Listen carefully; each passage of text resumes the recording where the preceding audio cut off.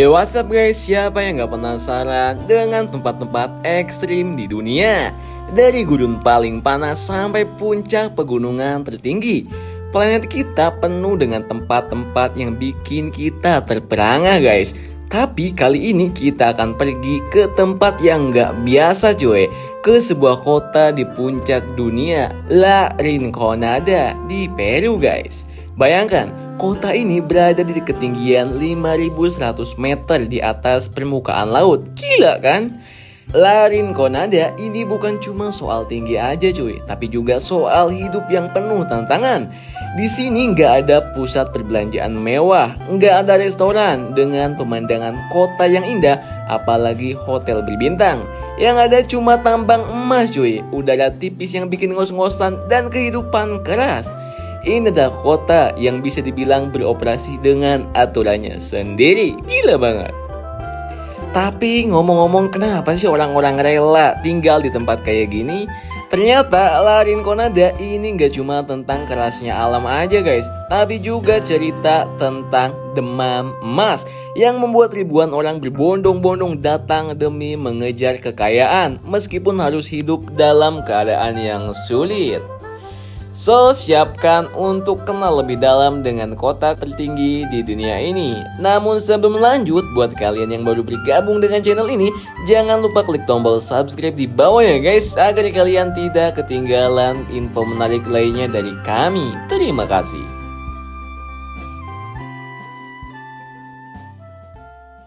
Dulu, La Rinconada ini hanyalah sebuah titik kecil di peta baru guys. Cuma tempat singgah bagi para penambang tradisional yang mencari emas di pegunungan Andes. Tapi ketika emas mulai ditemukan di wilayah ini pada abad ke-21, La Rinconada berubah drastis. Seperti tentang demam emas di Amerika dulu. Mungkin kalian pernah dengar istilah mengais rezeki dari tanah. Tapi di sini maknanya harfiah banget cuy. Para penambang bekerja tanpa upah tetap. Mereka mengandalkan apa yang disebut dengan sistem chachoreo. Jadi mereka nggak digaji, tapi diberikan kesempatan untuk mengumpulkan emas pada hari-hari tertentu. Misalnya mereka kerja 6 hari tanpa bayaran, dan pada hari ke-7 mereka boleh ambil semua emas yang bisa mereka temukan. Itu juga kalau ada emasnya guys. Kalau enggak, ya kerja keras mereka seminggu itu kadang nggak berbuah apa-apa cuy. Gila banget. Tapi di balik sistem ini ada cerita yang lebih mendalam guys. Bagi perusahaan tambang, sistem chachoreo ini jelas menguntungkan karena mereka nggak perlu bayar pekerja. Tapi buat para penambang ini semacam judi cuy. Kadang mereka bisa dapat emas yang cukup banyak, tapi seringkali nggak dapat apa-apa. Bayangin aja guys, habis kerja keras berhari-hari lalu pulang dengan tangan kosong. Meskipun begitu, bagi mereka harapan untuk mendapatkan emas sekali saja bisa membuat semua usaha itu terasa layak cuy. Bayangin aja cuy, kita hidup di tempat setinggi 5.100 meter dengan kadar oksigen yang jauh lebih sedikit dari tempat tinggal biasa. Di La Rinconada, oksigen adalah barang mewah loh guys. Setiap napas di sini terasa lebih berat. Buat penduduk lokal, efek dari ketinggian ekstrim ini nggak bisa dianggap enteng cuy. Mereka sering mengalami gejala seperti sakit kepala, mual, bahkan penyakit ketinggian kronis. Orang-orang yang baru datang ke La Rinconada harus adaptasi dulu, dan seringkali adaptasi ini berarti bertarung dengan berbagai gangguan kesehatan cuy. Luar biasa. Fasilitas kesehatan di sini juga minim banget cuy. Puskesmas atau rumah sakit di ketinggian ekstrim seperti ini susah ditemui. Jadi kalau ada yang sakit serius, mereka harus pergi ke kota yang lebih rendah. Itu pun kalau bisa, karena perjalanan keluar dari La Rinconada itu gak mudah cuy. Nah, bicara soal cuaca, di sini suhunya hampir selalu mendekati titik beku cuy. Gila banget. Jadi selain oksigen yang tipis, para penduduk juga harus menghadapi suhu yang gak ramah. Kalian bisa bayangin aja dinginnya kayak apa tuh. Sayangnya pemanas juga barang yang langka. Kebanyakan rumah di sini gak punya pemanas. Jadi penduduk harus bertahan dalam kondisi beku setiap hari. Perjuangannya yang besar hanya untuk tetap hangat sangatlah luar biasa cuy.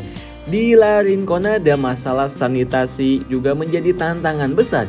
Kota ini nggak punya sistem pembuangan limbah yang memadai guys. Dan air yang tersedia pun seringkali tercemar oleh limbah tambang. Meskipun ada sekolah dan pasar kecil, kondisi lingkungan yang tidak bersih dan minim fasilitas sangat berpengaruh terhadap kualitas hidup di sini. Cukup ironis ya guys. Di tempat yang kaya akan emas, para penduduk justru hidup dalam kondisi yang penuh keterbatasan. Emas di La Rinconada memang seperti pedang bermata dua. Di satu sisi emas adalah alasan orang-orang datang ke sini, tapi di sisi lain eksploitasi tambang ini membawa dampak besar bagi lingkungan sekitar.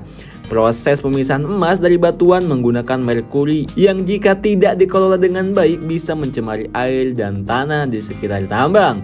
Merkuri ini bisa menyebar lewat air sungai yang mengalir hingga jauh dari La Rinconada, bahkan sampai ke wilayah yang lebih luas. Gila banget. Buat lingkungan dan kesehatan masyarakat, merkuri ini jelas berbahaya cuy. Penggunaan merkuri dalam proses penambangan adalah ancaman yang nyata. Kerusakan ini nggak cuma jangka pendek tapi juga jangka panjang. Karena merkuri yang mencemari tanah akan terus ada bahkan setelah tambang berhenti beroperasi. Gila banget.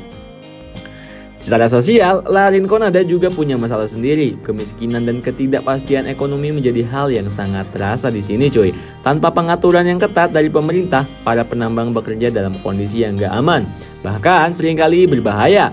Masalah seperti kekerasan, pencurian, hingga penipuan sering terjadi di sini, membuat kota ini menjadi tempat yang cukup liar. Tapi di balik semua kesulitan itu, ada ketangguhan yang luar biasa dari penduduk La Rinconada cuy. Mereka bertahan dengan harapan mendapatkan keberuntungan dari tambang emas.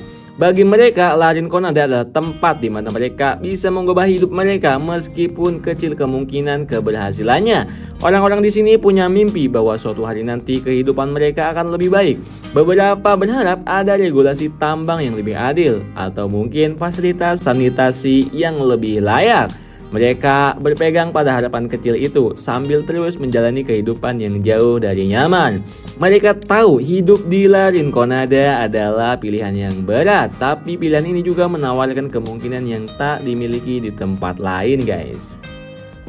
La Rinconada menunjukkan bagaimana pencarian sumber daya alam bisa menjadi peluang sekaligus tantangan yang kompleks cuy. Kota ini bukan cuma soal keberuntungan aja, tapi juga perjuangan hidup di tempat yang jauh dari kata mudah. Masa depan La Rinconada akan sangat dipengaruhi oleh banyak hal, perubahan kebijakan, kesadaran lingkungan, serta pengembangan infrastruktur. Pertanyaannya sekarang adalah apakah kisah La Rinconada ini akan berakhir baik atau buruk? Akankah ada bantuan dari pemerintah untuk memperbaiki kualitas hidup di sana? Atau akankah kota ini perlahan-lahan mati ketika sumber daya emasnya habis? Hanya waktu yang bisa menjawab ya guys. Tapi yang pasti kota ini tetap akan meninggalkan jejak sejarahnya sebagai kota tertinggi di dunia dengan kehidupan yang super ekstrim. La Rinconada adalah kisah tentang ekstremitas, ekstrim dalam ketinggian, ekstrim dalam kondisi, dan ekstrim dalam keberanian para penduduknya. Kota ini memberi kita pandangan yang berbeda tentang bagaimana ekonomi dan lingkungan bisa saling mempengaruhi cuy, serta bagaimana manusia bisa bertahan hidup dalam situasi yang menantang. So, kalau kalian pernah berpikir hidup di tempat tinggi itu keren, coba pikirkan lagi deh cuy setelah mengenal La Rinconada. Terima kasih guys telah menonton sampai selesai. Seperti biasa, jika kalian suka dengan video kami, silahkan klik like di bawah dan jangan lupa untuk subscribe supaya kalian tidak ketinggalan info menarik lainnya dari kami. See you, bye-bye.